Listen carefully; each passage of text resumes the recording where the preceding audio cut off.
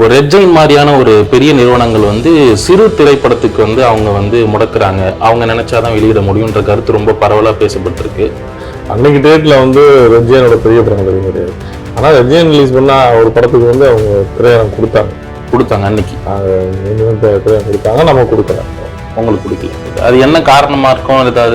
அதுதான் அவங்க வந்து என்னன்னா வந்து தமிழ்நாட்டில் மட்டும்தான் அந்த அவலம் இருக்கு. நீங்க தமிழ் படங்களுக்கு முன்னுரிமை கொடுக்கறது இல்லை. ஆந்திராவில் அப்படி இல்லை. அவங்க படங்களுக்கு அவங்க சப்போர்ட் பண்றாங்க, மலையாளத்தில் அவங்க படங்களை அவங்க சப்போர்ட் பண்றாங்க. அதனால ஆரோக்கியமான விஷயம்.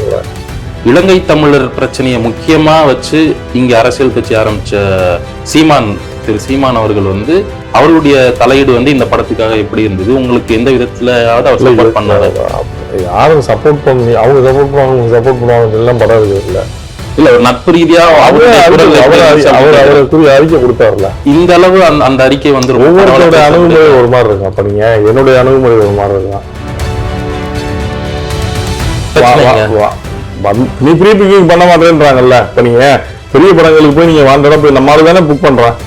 இந்த நம்ம வரலாற்று படம் நம்ம டிக்கெட் புக் பண்ணணும்னு சொல்லி எத்தனை பர்சன்ட் பேர் புக் பண்றோம் நம்ம. இப்போ ஒண்ணு இல்லை, உங்க ஆசைக்கு வேணா நாளைக்கு வேணா நான் தமிழ்நாடு போய் திரும்ப வருவாங்கன்னு சொல்றேன். எத்தனை பர்சன்ட் புக்கிங் பார்ப்போம். அந்த உணர்வு என்னன்னா நமக்கு வரணும்ன்ற. நான் ஒருவேளை வந்து இப்போ ஒரு சிவகார்த்திகேயன், விஜய் சேதுபதி இந்த மாதிரியான பெரிய ஹீரோக்கள் நடிச்சிருந்தா நீங்க என்ன சந்தேகம் உங்களுக்கு? அப்ப அவங்க அந்த மாதிரி இந்த மாதிரி தமிழ் தேசியம் பேசுற படங்கள்லாம் அவங்க நடிப்பாங்களா? சம்பளம் கொடுத்தா நடிக்க போறாங்க. நம்ம வந்து பொருளாதாரமா வரணும்னா நாம ஒருத்தர் சப்போர்ட் பண்ணணும்.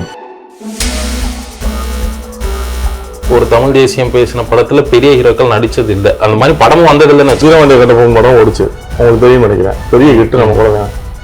சிவகேசி எத்தனை பேர் பார்த்தீங்க? வேல்பாரி கூட எடுக்கணும்னு வந்துட்டாங்கல்ல. வேல்பாரில 1000 முறைன்னு சொல்றாங்க. ஆமா, வேல்பாரின்றது வரல. எத்தனை பேர் எடுக்கீங்க? பொன்னியின் செல்வன் வந்துச்சு, அதை நம்ம வந்து நம்ம அதோட குற்றம் சொல்றோம். தவிர எடுக்கிறது நம்ம முயற்சி பண்ணல.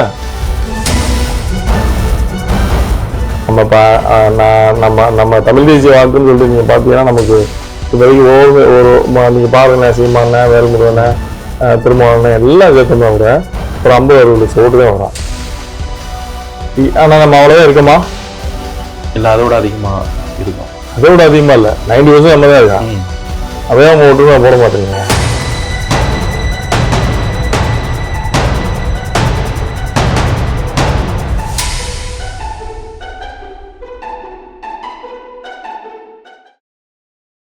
நம்ம பண்ணை இயற்கை அங்காடி 100% இயற்கை வேளாண் தயாரிப்பு.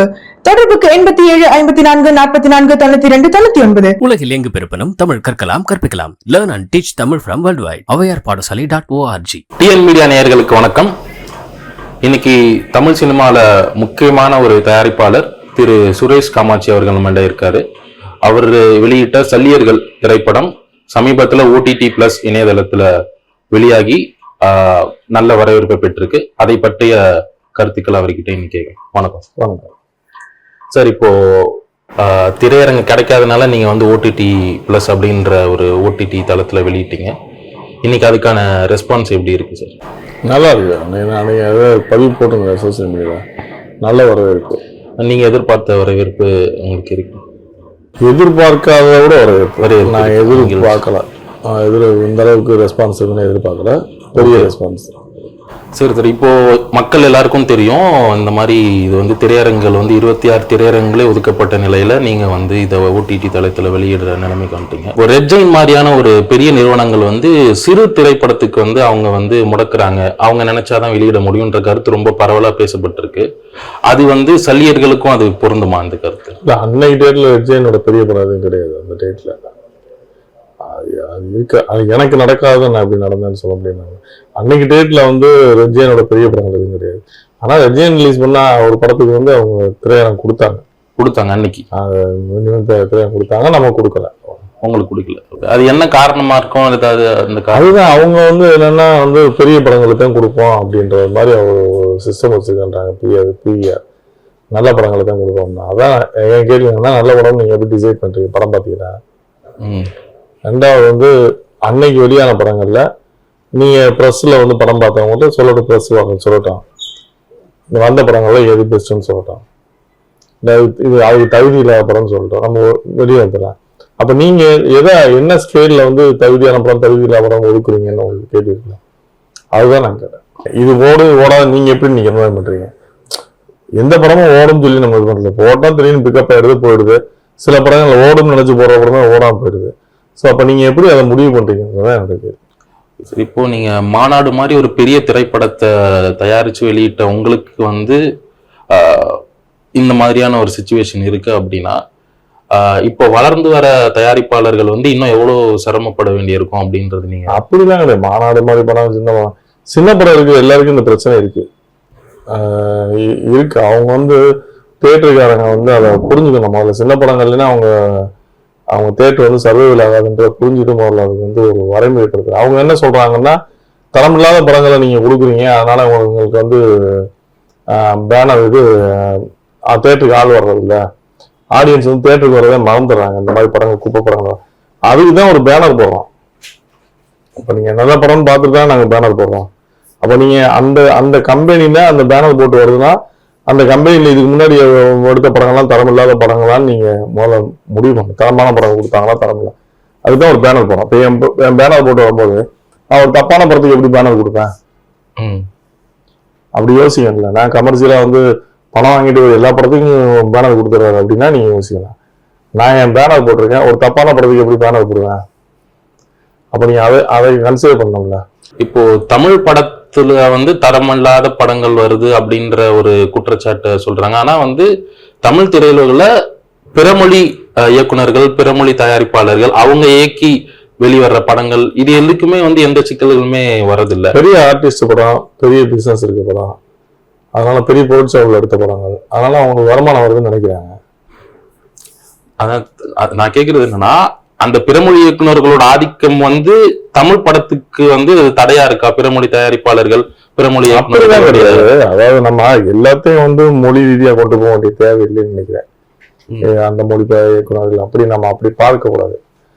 நம்மளும் நம்ம படங்களும் வந்து ஆந்திராவில தான் போய் ரிலீஸ் ஆகுது, நம்ம அப்படி பார்க்க வேண்டியதில்லை. நான் என்ன சொல்றேன்னா, இப்ப நீங்க வந்து தமிழ்நாட்டுல தமிழ் படங்களுக்கு நீங்க முன்னுரிமை கொடுங்க, மலையாளத்துல அவங்க படங்களுக்கு முன்னுரிமை கொடுங்க, ஆந்திரால ஆந்திரா படங்களுக்கு முன்னுரிமை கொடுங்க. அந்த முன்னுரிமை கொடுக்கப்படுதான்றதான் கடலைன்றது எல்லாருக்கும் தெரிஞ்சதான் சொல்றோம். நம்ம தமிழ்நாட்டுல மட்டும்தான் அந்த அவலம் இருக்கு.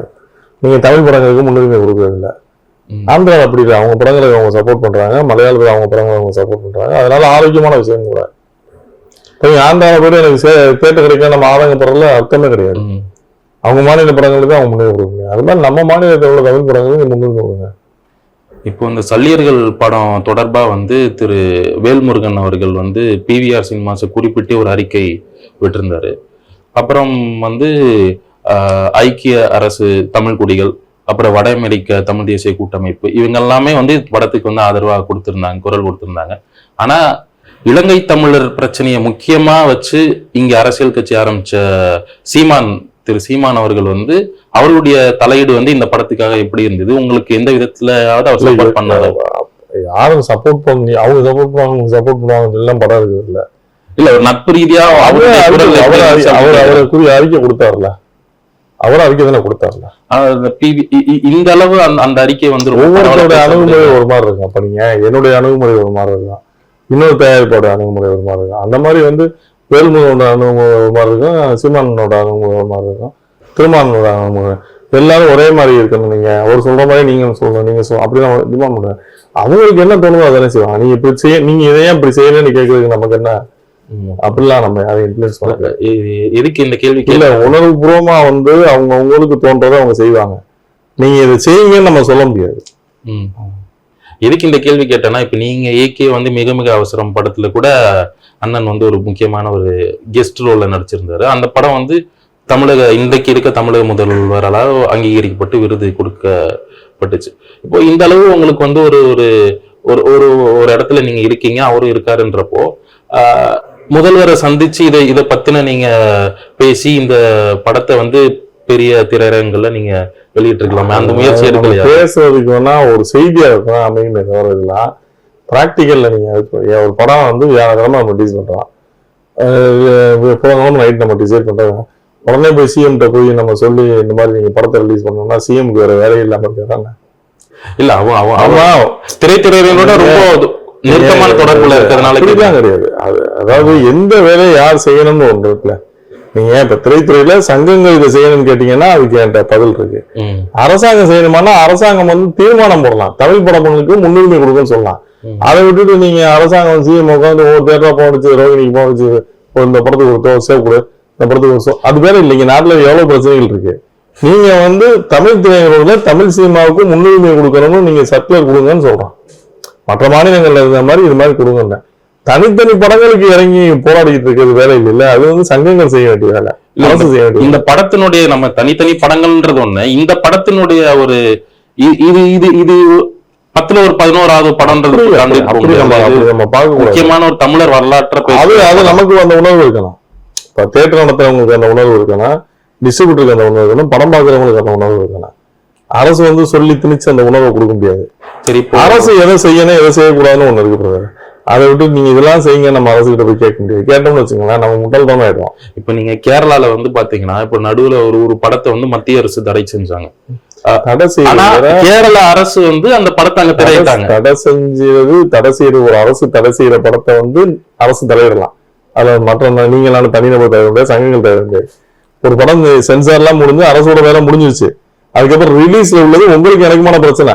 அதுல ஒவ்வொன்றும் திரையிட்டா தினம் உட்காந்து அவங்க உட்காந்து ஆலமரத்துல உட்காந்து பஞ்சாயத்து பண்ணிட்டு வருங்க, இந்த படத்துக்கு இந்த பிரச்சனை இருக்கு, ரிலீஸ் பண்ணிட்டு இது பண்ண முடியாது. இது யாருக்கு இந்த ரெஸ்பான்சிபிலிட்டி அதிகமா இருக்கு? நம்ம மண் சார்ந்த மக்களுக்கு தான் இருக்கு.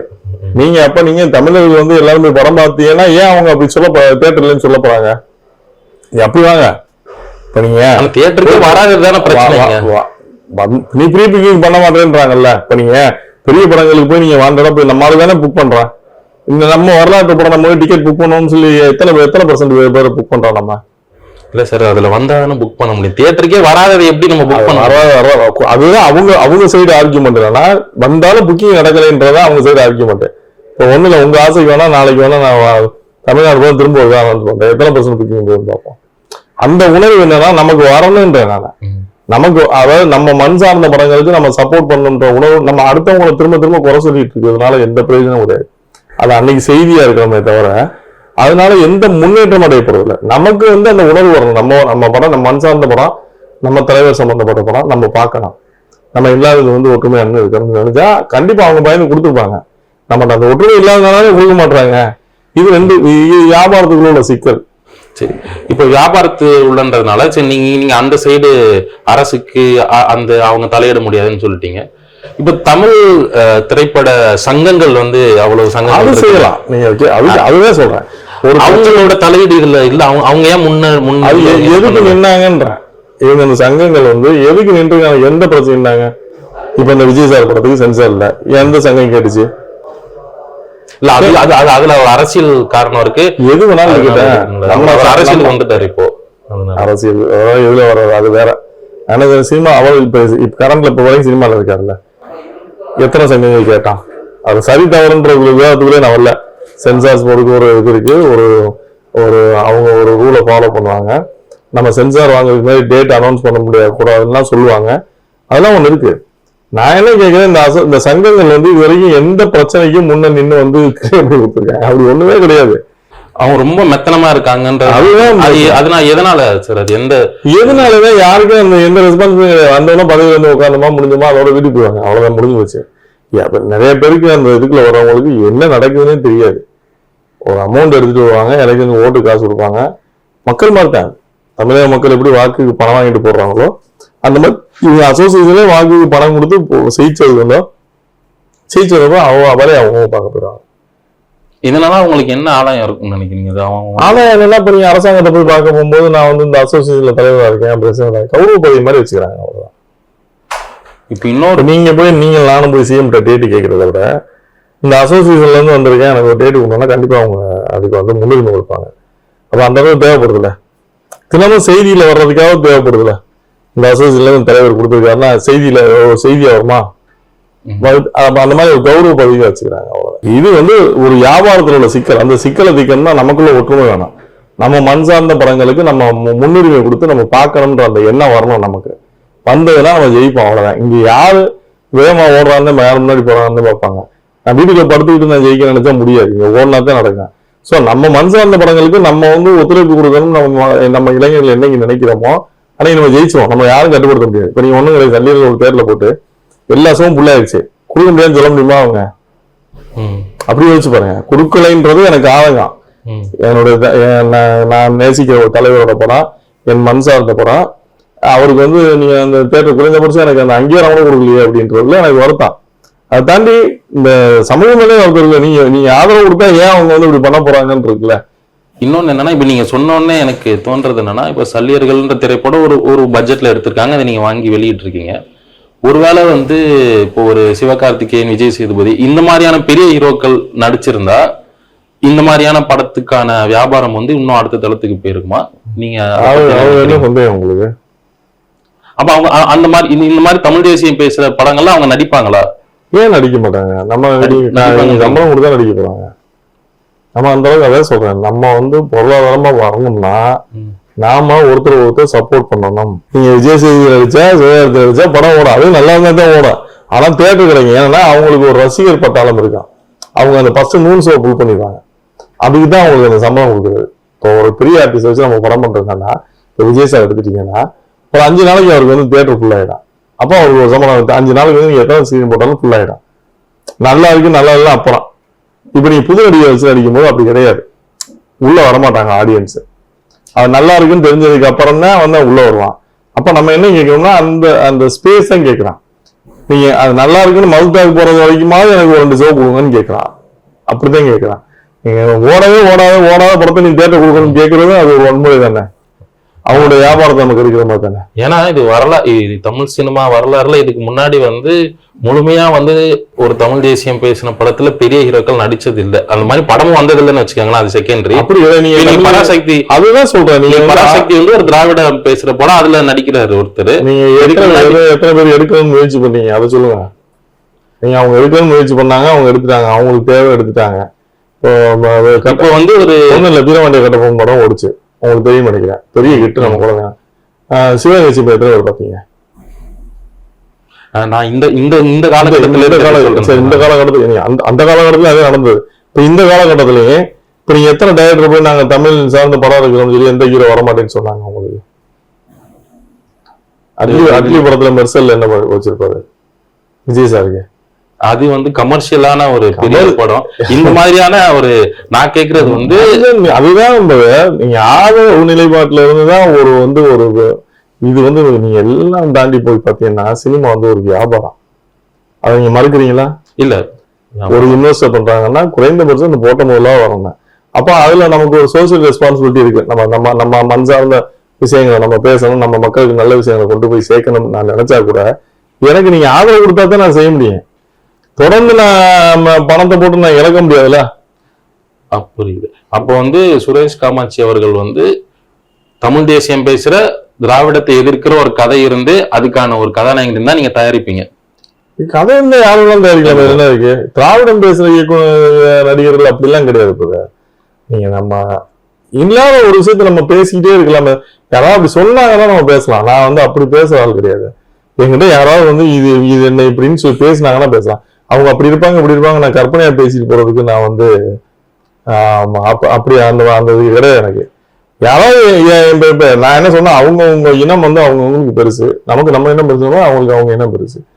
எந்த இடத்துல அவங்க நம்ம இனத்தை விட்டு கூடாது, நம்ம இனத்தை விட்டு கூடாது. அவங்க வந்து திராவிடத்தையும் சொல்றீங்க, தமிழ் தேசியம் யாரும் இருக்கட்டும், எல்லாரும் அவங்க எனக்கு நீங்க உங்க அம்மா உண்மையா இருக்க, நான் எங்க அம்மா உண்மையா இருக்கேன். நீங்க நமக்கு வந்து ஆதரவு கொடுக்கலன்றது நம்ம கோயம்புத்தூர்ல இருக்க தேட்டர் யாரு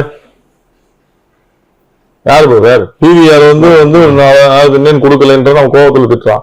கோயம்புத்தூருக்கு நம்ம ஆளு தானே கொடுக்கலையே, என்ன பண்ண போறோம் அவங்களா? நம்ம அந்த உணர்வு யார்கிட்ட வரணும்? நமக்கே வரணும் இல்லையா?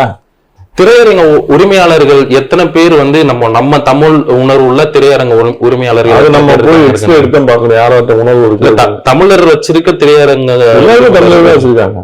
இல்ல பிவிஆர்ன்றது ஒரு வட இந்திய எல்லாரும் தெரியும். மற்ற எல்லாம் நான் சிங்கிள் தியேட்டர் ஓனர் நம்ம ஆளுங்க தான். சிங்கிள் தியேட்டர் ஓனருமே வந்து அவங்க வந்து அக்வயர் பண்ற மாதிரியான ஒரு செய்தி நான் படிச்சேன். மத்த பெரிய நிறுவனங்கள் வந்து அவங்க அக்வயர் பண்ணி வைக்கிறாங்க. அதுதான் சொல்ல எல்லாமே வியாபாரத்துலதான் இருக்கு. வியாபாரம் போச்சுன்னா வச்சுக்க போறாங்க, அவ்வளவுதான். நான் திரும்ப உங்களுக்கு சொல்றேன், நம்ம மண் சார்ந்த படங்களுக்கு நம்ம மக்கள் சப்போர்ட் பண்ணாங்கன்னா நிறைய படங்கள் வரும். இப்போ நீங்க இப்ப எடுத்த படம், இந்த படம் கிட்டு படம் வந்து சல்லியர்கள் வந்து கிட்டு அடிச்சுன்னா அடுத்த இன்னொரு படம் எடுக்க போறான், இதே படம் எடுக்க போறான். ஆனா மண் சார்ந்த படங்கள் நம்ம ஊர்ல நல்லா ஓடி இருக்கு தானே சார். அது நீங்க ஓடலன்னு முழுசா சொல்ல முடியாது. அந்த மாதிரி நிறைய படங்கள் வந்து ஓடி இருக்கு. எந்த படம் சொல்லுங்க? இல்ல இதுக்கு முன்னாடி வந்து சொல்லுங்க, ஒரு 10 படம் சொல்லுங்க. அந்த காலத்துலன்னு சொன்னீங்கன்னா பாரதி ராஜா சாரோட படத்துல படம் ஓடிச்சு. அப்புறம் வந்து அன்னைக்கு சினிமா வந்து எல்லா படமே மினிமம் 50 days ஓடிச்சு. அதான் பாரதி ராஜான்ற ஒரு இயக்குனர் வந்து எவ்வளவு பெரிய, நீங்க வந்து பாரதி ராஜா படங்கள் பாரதி ராஜாவோட ஹீரோக்கள் கதாநாயகர் இல்ல, அவர் தான் கதாநாயகர். அவர் தான் அந்த படத்தோட கதாநாயகர். நான் யாரை வச்சு எடுத்தாலும் ஓடுனேன். இன்னைக்கு அந்த மாதிரி நிலைமை இல்லை. நீங்க நான் சொல்ற மண் சார்ந்த படம்ன்றது நம்ம தமிழ் மண் சார்ந்த இப்படி சொல்லல, நம்ம வரலாற்று சம்பவங்களை சொல்றேன். வரலாற்று நம்ம நம்ம நம்ம தலைவர்களை பற்றியோ நம்ம வரலாற்று தலைவர்களை பற்றியோ நம்ம எந்த படம் பண்ணல. என்ன வரலாற்று ஆவணம் நமக்கு இருக்கு சொல்லுங்க? எந்த தலைவரை பத்தியா நம்ம எடுத்துருக்கோமா? இல்ல, இது வரைக்கும் எடுக்கல. காரணம் என்ன? வேல்பாரி கூட எடுக்கணும்னு வந்துட்டாங்கல்ல. வேல்பாரில 1000 முறைன்னு சொல்றாங்க. ஆமா, வேல்பாரின்றது சொல்றாங்க. வரல எத்தனை பேர் எடுத்தீங்க? பொன்னியின் செல்வன் வந்துச்சு, அதை நம்ம வந்து நம்ம அதோட குட்டையும் சொல்றோம் தவிர எடுக்கிறது நம்ம முயற்சி பண்ணல. ஒரு தமிழர் வந்து அந்த மாதிரியான படம் எடுக்கணும் எல்லாருக்கும் குற்றச்சாட்டு. ஆமா, எல்லாருக்கும் ஆசை இருக்கு. நம்ம எடுத்தா நீங்க எடுக்கிறதுக்கும் வருவாங்க. நம்ம மக்கள் ஆதரவு வேணும், அவ்வளவுதான். மக்கள் ஆதரவுன்றது ஒரு பக்கம், மக்கள் கிட்ட கொண்டு போய் சேர்த்தாதான் அந்த ஆதரவு கொடுப்பாங்கன்றது என்னோட இது. அந்த கொண்டு போய் சேர்க்கறது வந்து நீங்க உங்க சங்கங்கள்லாம் சேர்த்து நீங்க ஒரு முன்னெடுப்பு எடுக்கணும்ல. அது நீங்க சங்கங்கள், அதாவது நீங்க வந்து இப்ப நான் தான் சொல்றேன், ஆதரவுன்றது எப்படி இருக்குன்னா, இப்ப கிட்ட எடுத்த மேதைக்கு ஸ்கிரீன் கிடைக்கல, அடுத்து இந்த படம் எடுத்தாப்புல, இந்த படம் வெற்றி அடையும் போது இப்ப இந்த படம் வந்து பெருசா போகுது போல, இந்த மாதிரி பேட்டர்ல உள்ள படங்கள் போகுது, நம்ம ஆளுக்கு வந்து பெரிய ஆதரவு கொடுக்காங்க, அடுத்து எடுப்பாங்க.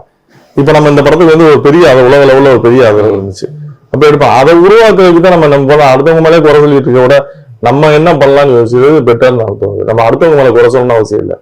நம்ம ஆட்கள் வந்து நம்ம படங்களை வந்து ஆதரிச்சு நின்னோம்னா நம்ம வரலாறுகளை வந்து நம்ம பதிவு பண்ணலாம். நம்ம முன்னோர்கள் செஞ்ச தவிர நம்மளும் செஞ்சிடக்கூடாதுன்றதே என்னோட ஆதங்கம். உங்களோட ஆதங்கம் எனக்கு புரியுது. நான் இன்னொன்னு என்னன்னா, இப்போ ஹாலிவுட் மாதிரி பெரிய ஸ்டூடியோஸ்ல எல்லாம் என்ன பண்ணுவாங்கன்னா, அவங்க தீர்மானிப்பாங்க இந்த மாதிரியான படங்கள் நாங்க இப்ப எடுக்க போறோம் அப்படின்றத தீர்மானிச்சு அவங்க வந்து அந்த ப்ராஜெக்ட் அசம்பிள் பண்ணி அவங்க ஒரு டைரக்டர் ஒரு ஆக்டரை கொண்டு வருவாங்க. அதே மாதிரி இங்க வந்து உங்களை மாதிரியான ஒரு தயாரிப்பாளர்கள் ரொம்ப குறைவு தான். இந்த மாதிரியான படத்தை ஆதரிக்கிற தயாரிப்பாளர்கள் ரொம்ப குறைவு. இப்போ நீங்க மாதிரி இந்த மாதிரியான ஒரு கதைகளை தேர்ந்தெடுத்து இந்த கதையை வந்து நம்ம ஒரு பெரிய ஸ்கேல்ல பண்ணுவோம், ஒரு மாநாடு மாதிரியான ஒரு ஸ்கேல், இந்த படத்தை நீங்க வாங்கி வெளியிட்டு இருக்கீங்க. இந்த மாதிரியான ஒரு கதையை நீங்க வந்து தேர்ந்தெடுத்து அதை வந்து ஒரு பெரிய ஹீரோ வச்சு நீங்க அடுத்து பண்ணலாமே. ஏன்னா உங்ககிட்ட வந்து ஒரு பவர் இருக்கு.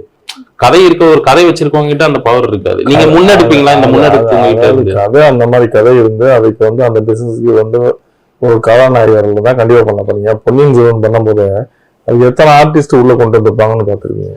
ஆமா, வேல்பாரி எடுக்கிறாங்கல்ல, யாரெல்லாம் அப்ரோச் பண்றாங்க பாக்குறீங்கல்ல. அப்படி எல்லா நடிகர்களும் பெரிய ஸ்கேல்ல பண்ணும்போது வியாபாரம் வருது. நான் திரும்ப சொல்றேன், வியாபாரத்தை கிரியேட் பண்றதுன்றது அந்த இன்னைக்கு வந்து ஐடியாலஜியே வியாபாரம் ஆயிருக்கு. உங்களுக்கு தெரியாதது இல்ல, அவங்கவுங்க சித்தாந்தத்தை வந்து அவங்க வியாபாரமா தான் கொண்டு வந்துட்டு இருக்காங்க. அப்போ வந்து இந்த ஸ்கேல்ல இருந்து இதுக்கு சப்போர்ட் பண்ணி இதுல இருந்து நகர்த்தினாலே நமக்கு போதும். இப்ப நீங்க இந்த மாதிரி ஸ்கேல் படங்கள் வந்து நம்ம வந்து இதை வந்து நேர்த்தியா பண்ணி இதை மக்கள்கிட்ட கொண்டு போய் சேர்த்து இதை பத்தின ஒரு புரிதல் வந்துருச்சுனாலே நம்ம ஜெயிச்சிடும். அவ்வளவுதான். எடுத்தோடனே நம்ம 500 கோடிக்கு எடுத்துதான் நம்ம பண்ணணும்ன்றது இல்லை. ஆதரவு கொஞ்சம் கொஞ்சமா ஒரு 50 கோடிக்கு ஆதரவு வந்தா நம்ம 500 கோடி போக முடியும். நமக்குள்ள ஒரு ஒற்றுமை வேணும்ன்ற திரும்ப சொல்றதுதான். நம்ம தமிழ் தேசிய வாக்குன்னு சொல்லிட்டு நீங்க பாத்தீங்கன்னா நமக்கு இது வரைக்கும் ஒரு நீங்க பாருங்க, சீமான, வேல்முருகனை, திருமாவளவனை எல்லாம் சேர்த்தோம்னா கூட ஒரு 50-60 லட்சம் ஓட்டு தான் வரும். ஆனா நம்ம அவ்வளவுதான் இருக்கோமா? இல்ல, அதோட அதிகமா இருக்கும். அதோட அதிகமா இல்ல, 90% நம்ம தான் இருக்கான். அதையே அவங்க ஒற்றுமை போட மாட்டீங்க. அந்த ஒற்றுமை வரணும். அது வந்தாதான் நம்ம ஜெயிக்க முடியும். மக்கள் கிட்ட அந்த ஒற்றுமை வரணும்ன்றதான் உணர்வு வரணும். வந்தா நம்ம ஜெயிப்போம். அவ்வளவுதான். கண்டிப்பா உங்களோட நீங்க நினைக்கிற அந்த மாற்றம் கூடிய விரைவில் வரணும். அதுல உங்களோட பங்கும் பெருசா இருக்கணும்ட்டு நான் நினைக்கிறேன். உங்களோட நேரத்துக்கும் வாய்ப்பு ரொம்ப நன்றி.